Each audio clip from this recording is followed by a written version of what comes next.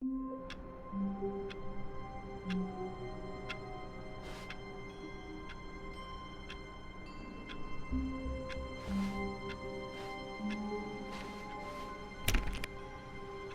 of his co-workers were gone. What could it mean? Stanley decided to go to the meeting room. Perhaps he had simply missed a memo. No matter how hard Stanley looked, he couldn't find a trace of his co-workers.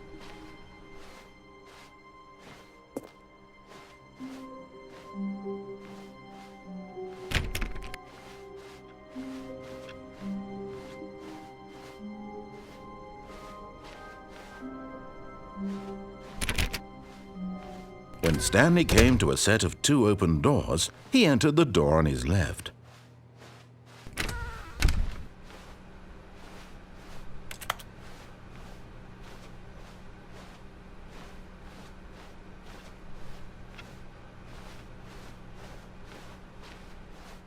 Yet there was not a single person here either. Feeling a wave of disbelief, Stanley decided to go up to his boss's office, hoping he might find an answer there. Coming to a staircase, Stanley walked upstairs to his boss's office.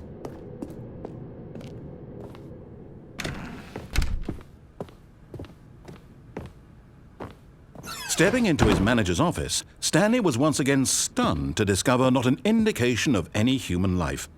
Shocked, unraveled, Stanley wondered in disbelief who orchestrated this, what dark secret was being held from him. What he could not have known was that the keypad behind the boss's desk guarded the terrible truth that his boss had been keeping from him, and so the boss had assigned it an extra secret PIN number, 2845. But of course, Stanley couldn't possibly have known this.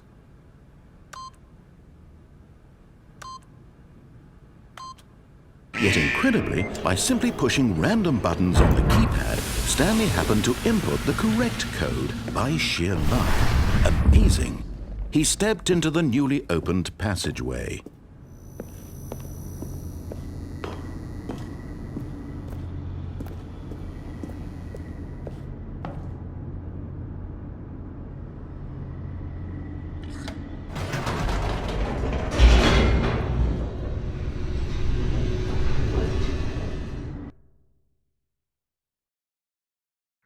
Descending deeper into the building, Stanley realized he felt a bit peculiar.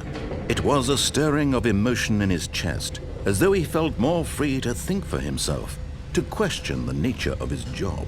Why did he feel this now, when for years it had never occurred to him? This question would not go unanswered for long. Stanley walked straight ahead through the large door that read Mind Control Facility.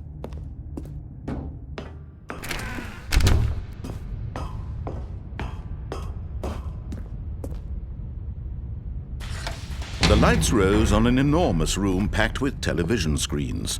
What horrible secret did this place hold? Stanley thought to himself. Did he have the strength to find out?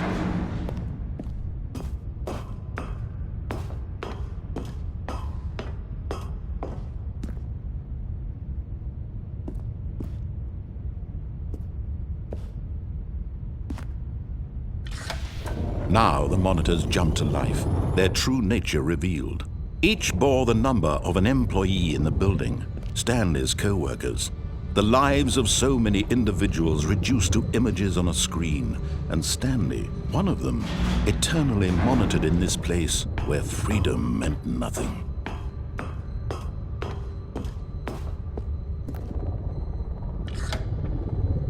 This mind control facility, it was too horrible to believe. It couldn't be true. Had Stanley really been under someone's control all this time? Was this the only reason he was happy with his boring job? That his emotions had been manipulated to accept it blindly? No, he refused to believe it. He couldn't accept it. His own life in someone else's control? Never! It was unthinkable, wasn't it? Was it even possible? Had he truly spent his entire life utterly blind to the world? But here was the proof. The heart of the operation. Controls labeled with emotions. Happy, or sad, or content. Walking, eating, working. All of it monitored and commanded from this very place. And as the cold reality of his past began to sink in, Stanley decided that this machinery would never again exert its terrible power over another human life. For he would dismantle the controls once and for all.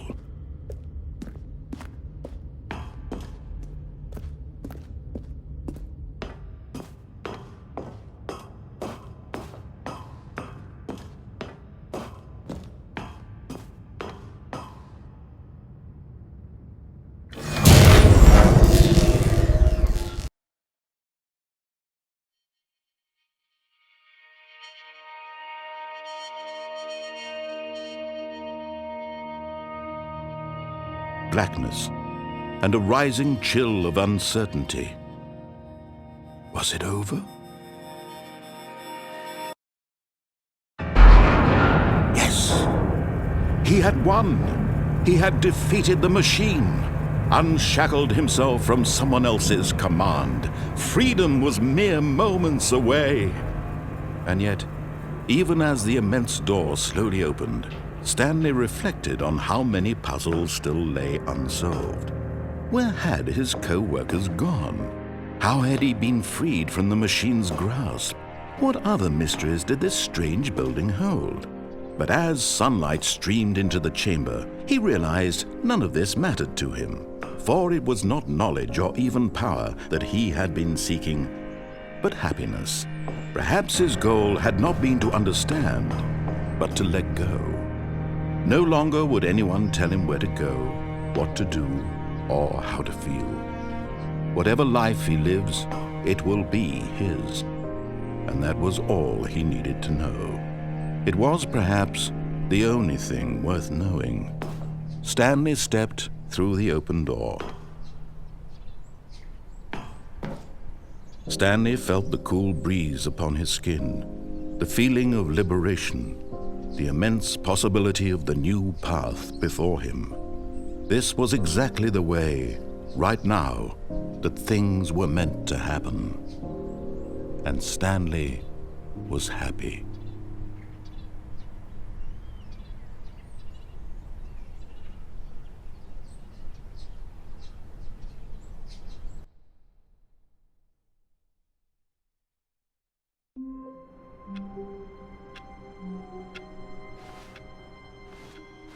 All of his co-workers were gone.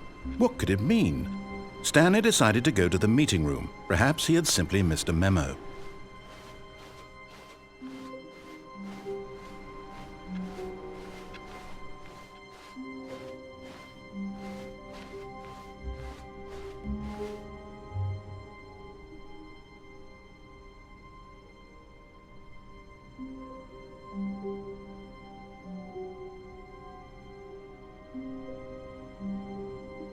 When Stanley came to a set of 2 open doors, he entered the door on his left.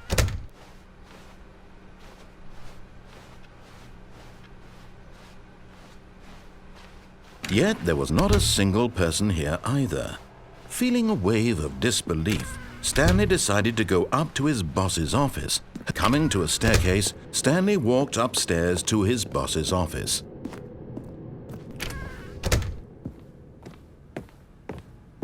Stepping into his manager's office, Stanley was once again stunned to discover not an indication of any human life. What could it mean? Stanley wondered aloud to nobody. He began wildly tearing through papers on the boss's desk, pulling books off the shelf, looking behind paintings, desperate for clues to his situation. But his attention was caught by a keypad behind the boss's desk. What could its purpose be? In fact, this keypad guarded the terrible secret that lay buried below his feet. And so the boss had assigned it an extra secret PIN number, 2845. But of course, Stanley couldn't possibly have known this.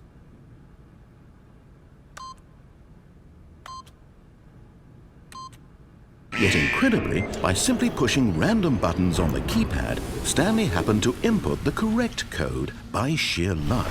Amazing. He stepped into the newly opened passageway.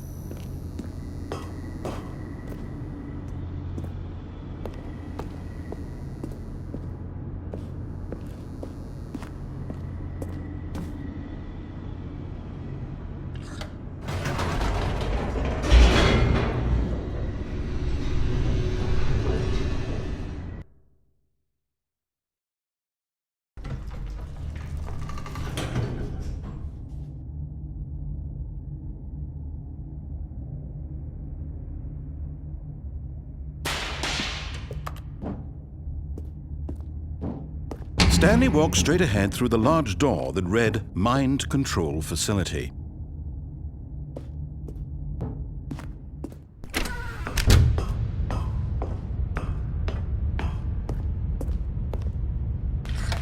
The lights rose on an enormous room packed with television screens.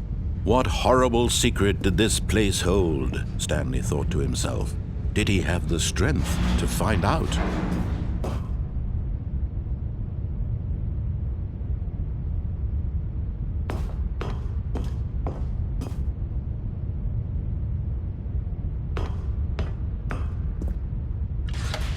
Now the monitors jumped to life, their true nature revealed. Each bore the number of an employee in the building, Stanley's co-workers. The lives of so many individuals reduced to images on a screen, and Stanley, one of them, eternally monitored in this place where freedom meant nothing.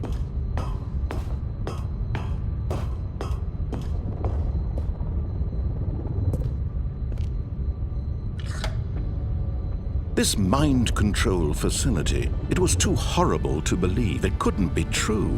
Had Stanley really been under someone's control all this time? Was this the only reason he was happy with his boring job? That his emotions had been manipulated to accept it blindly?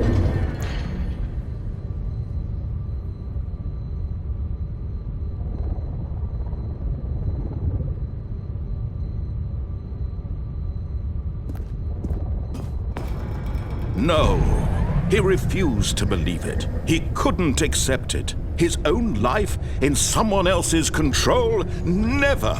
It was unthinkable, wasn't it? Was it even possible?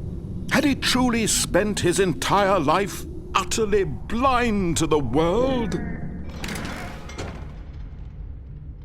But here was the proof, the heart of the operation.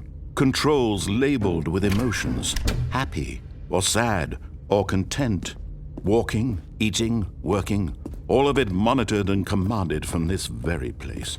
And as the cold reality of his past began to sink in, Stanley decided that this machinery would never again exert its terrible power over another human life, for he would dismantle the controls once and for all. Oh, Stanley. You didn't just activate the controls, did you? After they kept you enslaved all these years, you go and you try to take control of the machine for yourself. Is that what you wanted? Control? Oh, Stanley, I applaud your effort, I really do. But you need to understand, there's only so much that machine can do. You were supposed to let it go, turn the controls off, and leave. If you want to throw my story off track, you're going to have to do much better than that. I'm afraid you don't have nearly the power you think you do. For example, and I believe you'll find this pertinent, Stanley suddenly realized he had just initiated the network's emergency detonation system.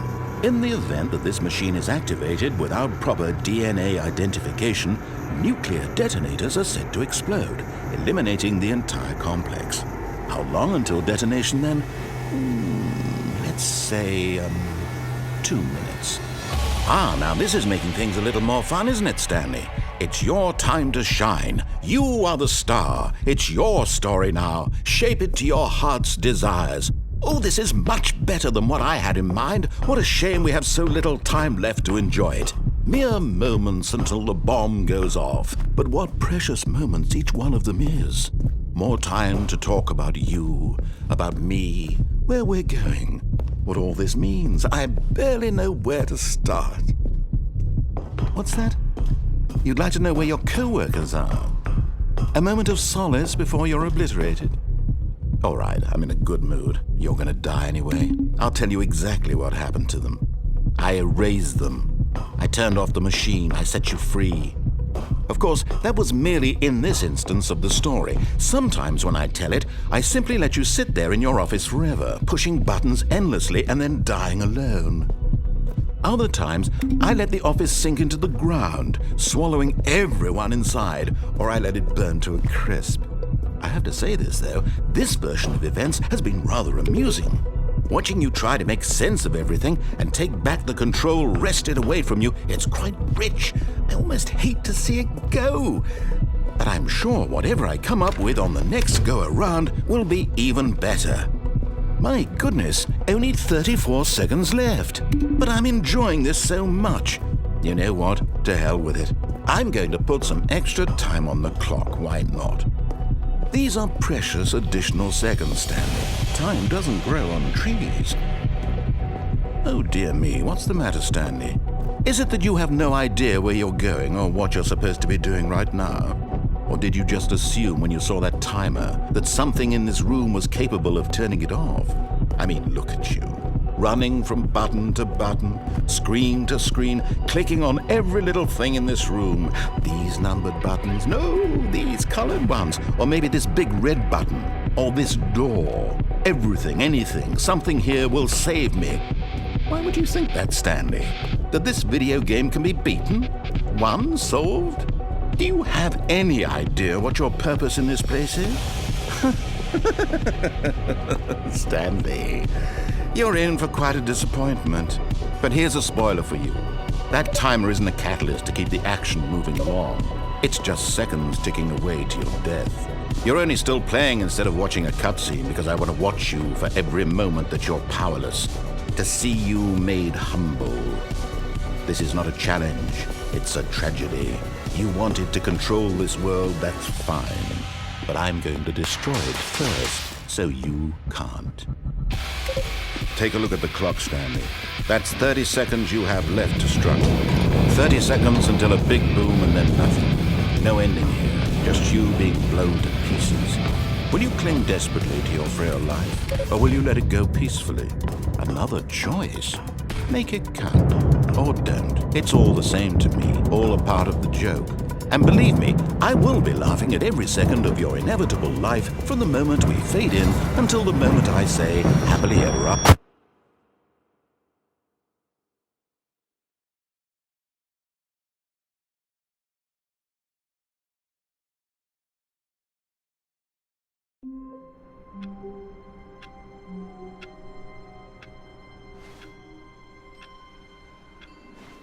All of his co-workers were gone. What could it mean? Stanley decided to go to the meeting room. Perhaps he had simply missed a memo. No matter how hard Stanley looked, he couldn't find a trace of his co-workers.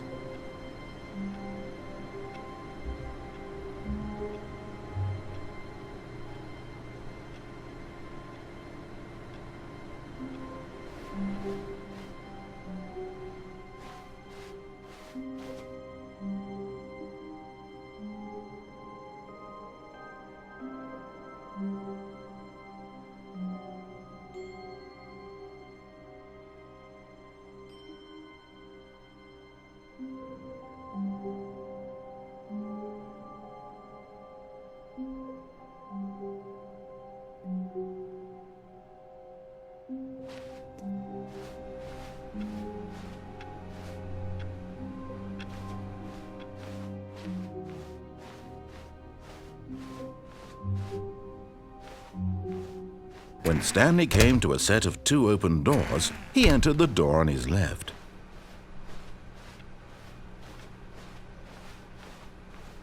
Yet there was not a single person here either.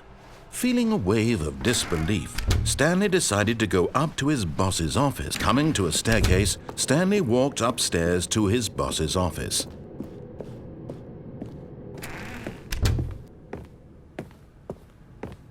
The moment he entered his manager's office, Stanley froze in his tracks. Not a living soul anywhere. Could he really be all alone?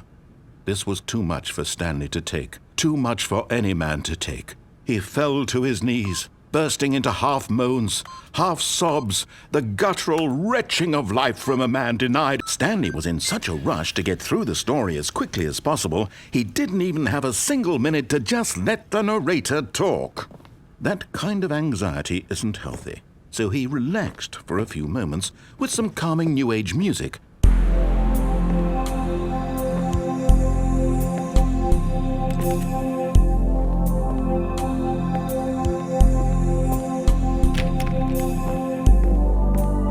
Feeling soothed and rejuvenated, Stanley calmly walked forward into the opened passageway.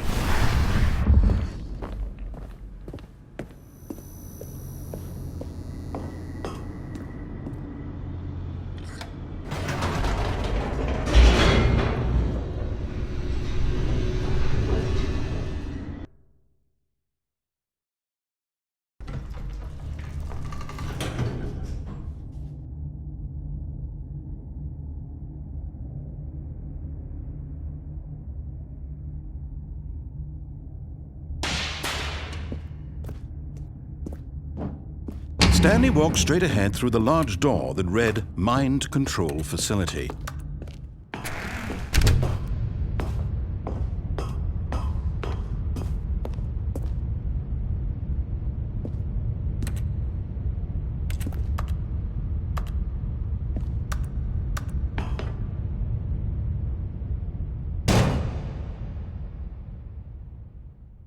Aha! You've made it to the bottom of the mind control facility. Welcome! You see, back when the Stanley Parable first launched in 2013, getting to the bottom of the mind control facility was a bug that we simply didn't catch during development. And you all sent us lots of photos of it on Twitter and acted very superior about it.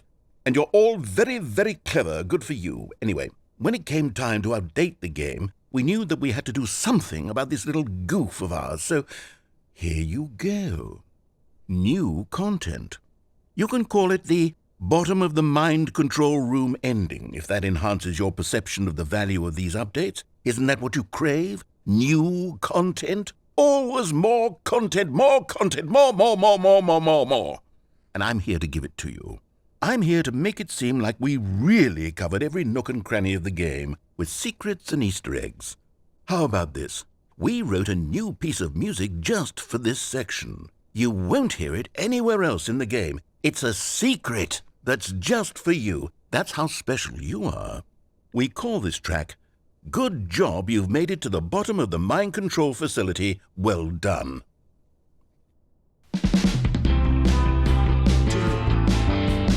Good job, you did it.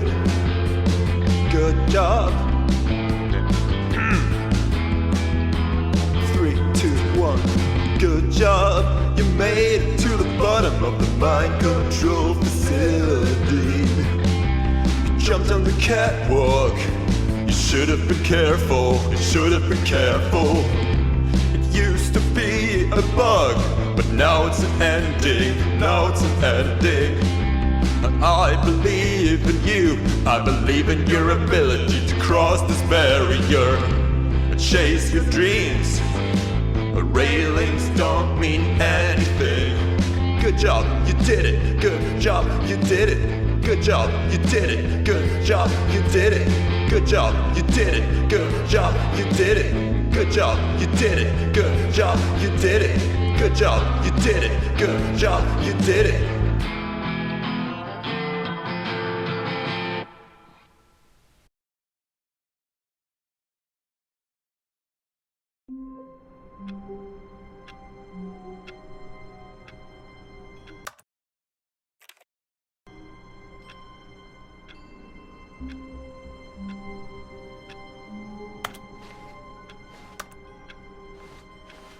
All of his co-workers were gone.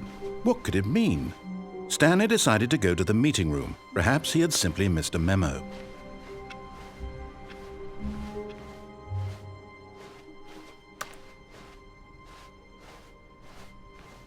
When Stanley came to a set of 2 open doors, he entered the door on his left.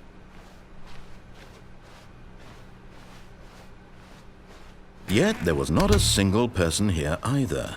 Feeling a wave of disbelief, Stanley decided to go up to his boss. Coming to a staircase, Stanley walked upstairs to his boss's office.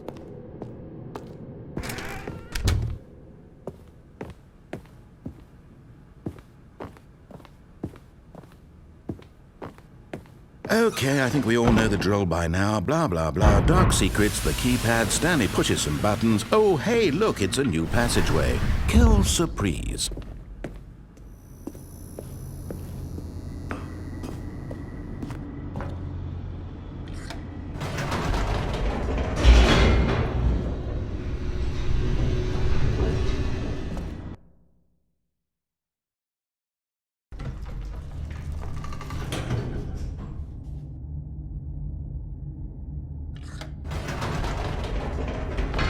Whoops. Nope. Never mind. Stanley actually got back into the elevator and went back up. Silly me. Why did Stanley do that when he knew that it would just lead back to his boss's office? Well, that's a great question. I just can't wait to find out.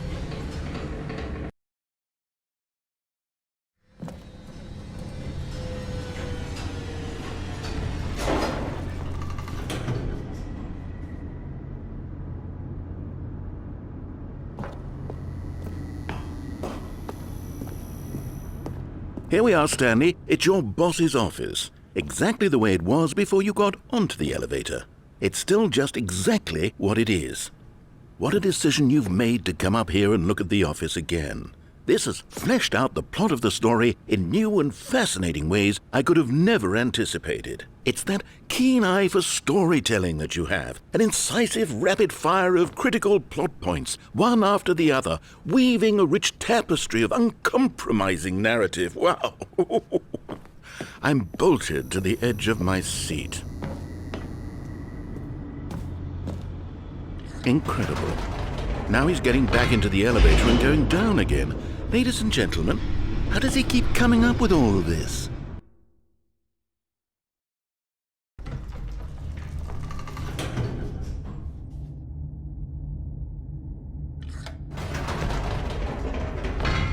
Did you think we were going to go forward down the spooky corridor? No.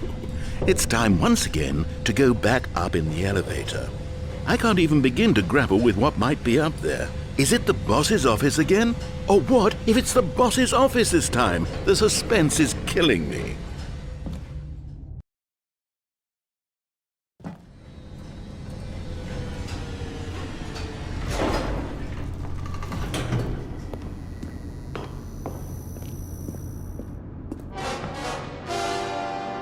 Oh my God, it's the boss's office. This absolutely changes everything for me. Give me a time out here for a minute while I process this.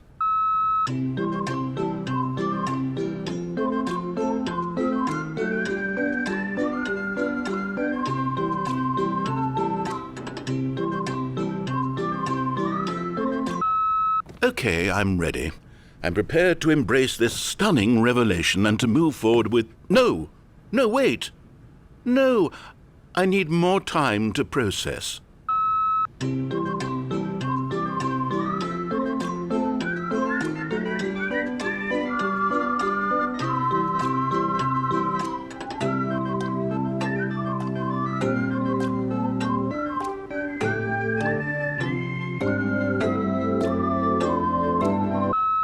All right, I have fully come to terms with it. I have made space in my worldview for this astonishing new reality. As before, I turn to your expert eye for gripping narrative, Master Stanley.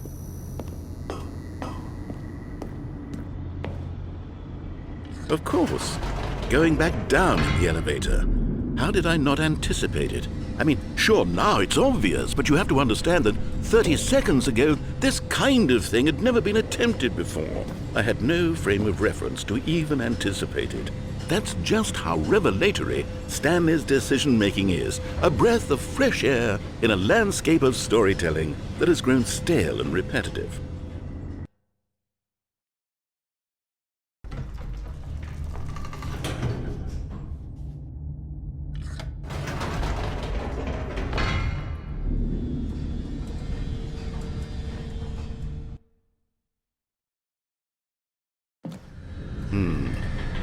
You know what? I've just thought of something. Hold on, let's stop for a moment. Don't you realize? It's the anticipation, Stanley. You and I, we have no way of knowing what will be at the top of this elevator, but the suspense, the agony of waiting and anticipating and having to guess, that's the real thrill. Oh, I simply don't want to let that feeling go. It's so precious, so fleeting. Why don't we take this elevator ride nice and slow?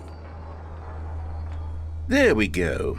Isn't this so much more exciting? You know, Stanley, it seems like nowadays the only thing that audiences want is to be shocked as loudly and frequently as possible. They want big, explosive moments flung right in their faces from the very moment that things get started. But where's the tension? Where's the trust in the audience to build a slow and nuanced appreciation for the story, the characters? Why aren't we given time to imagine the surprises, to have to think and to anticipate and then to marvel at the eventual reveal? This is storytelling, Stanley. What you and I are doing right now. This is the most exciting narrative to be developed in years, and it's really all because of you. You're the one who took this bold step of revisiting the exact same locations over and over. Truly, I mean it. This is unique and different. It's not like anything else out there. You see, I want stories that surprise me, Stanley. I want to have to think. I want to be engaged and not pandered to. We're being fed such unimaginative drivel all the time, and we all know it, which is why we're so starved for content that makes us feel sharp and vital and alive. That's why people like you so much, Stanley, because you're not afraid to spit in the face of tradition. You're a role model, you know? People look up to you. Which is why, oh, I didn't know when to spring this on you, but, well, I've gathered a little press conference for you so that you can talk about your work and your storytelling and your life. Yes, I know you're not much for the public eye, but I thought it would especially mean a lot to the people who have been following you from the beginning. They really look up to you, Stanley. I don't know if you realize the impact you have on them. This is the kind of gesture that might leave a tremendous impact on them for the better. Oh, good, we're here.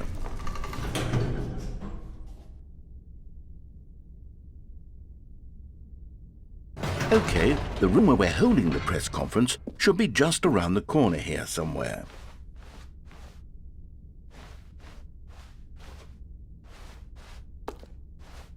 Ah, yes, here it is, just through this door. All right, are you ready? I've told them you're going to speak a little bit about the nature of surprise in storytelling and what it means to craft a truly unpredictable narrative. Oh, don't worry, you'll do great. Just be yourself and speak from the heart. I'm really proud of you, Stanley. Okay, it looks like they're ready for you. Go get 'em.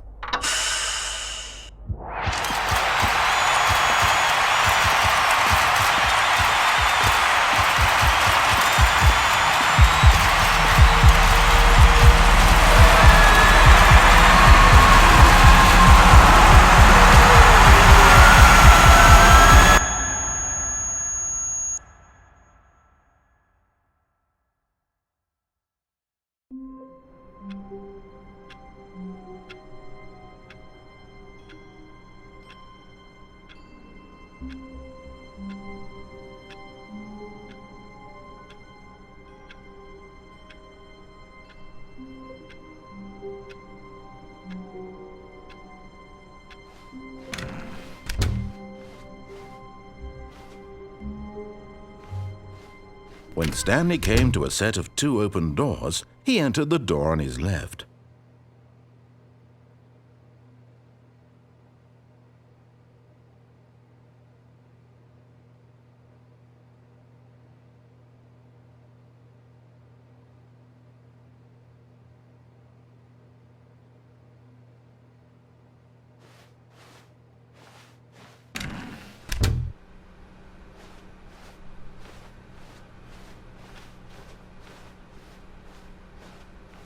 Yet there was not a single person here either.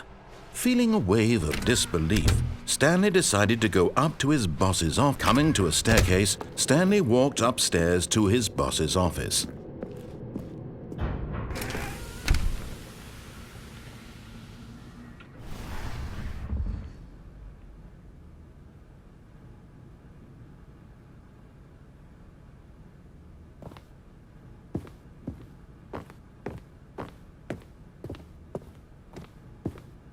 Here's the door, just go.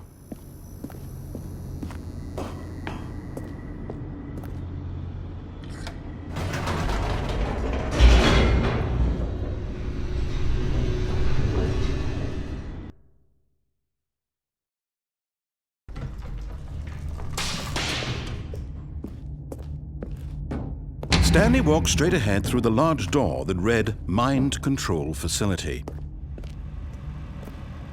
Although this passageway had the word escape written on it, the truth was that at the end of this hall, Stanley would meet his violent death. The door behind him was not shut. Stanley still had every opportunity to turn around and get back on track.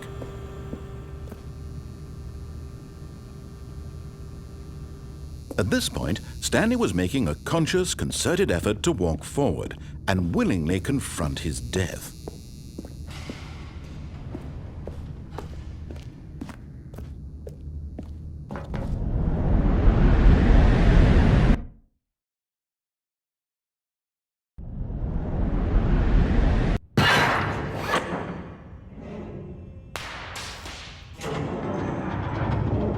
As the machine whirred into motion and Stanley was inched closer and closer to his demise, he reflected that his life had been of no consequence whatsoever.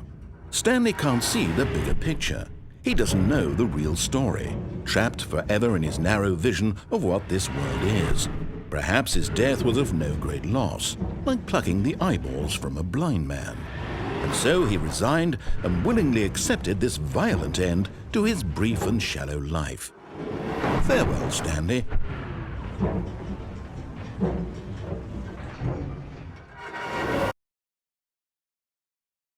"Farewell, Stanley," cried the narrator, as Stanley was led helplessly into the enormous metal jaws. In a single visceral instant, Stanley was obliterated as the machine crushed every bone in his body, killing him instantly.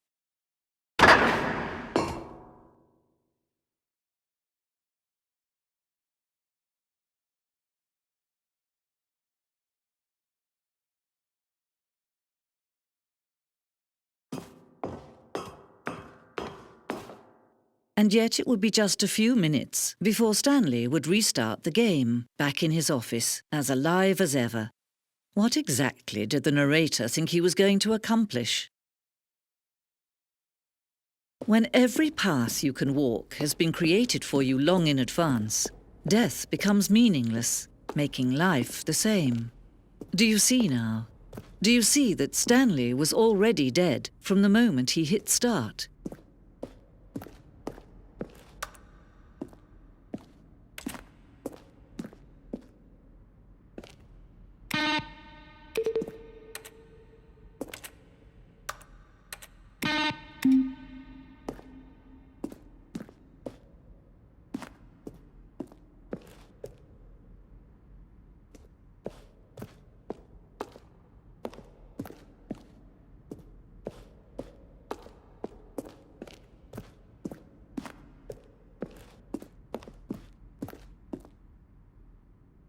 Oh, for crying... Is this that other building?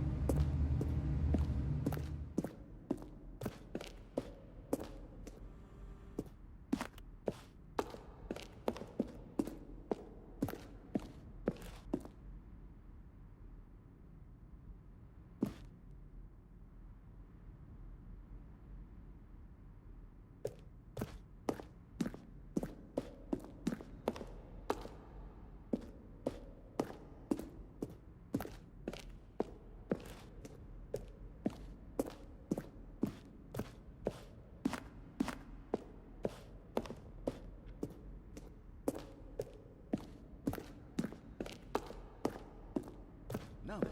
This elevator for sure.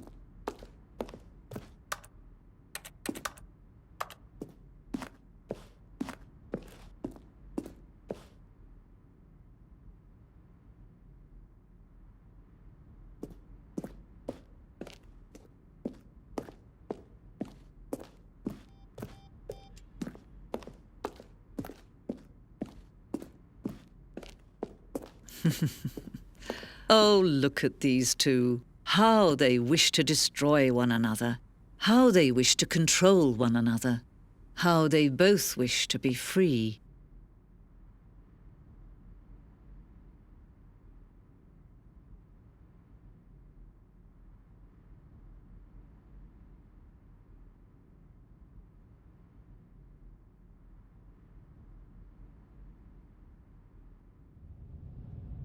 Can you see? Can you see how much they need one another? No, perhaps not. Sometimes these things cannot be seen. But listen to me. You can still save these two. You can stop the program before they both fail. Turn off your PlayStation. There's no other way to beat this game. As long as you move forward, you'll be walking someone else's path. Stop now and it'll be your only true choice. Whatever you do, choose it. Don't let time choose for you. Don't let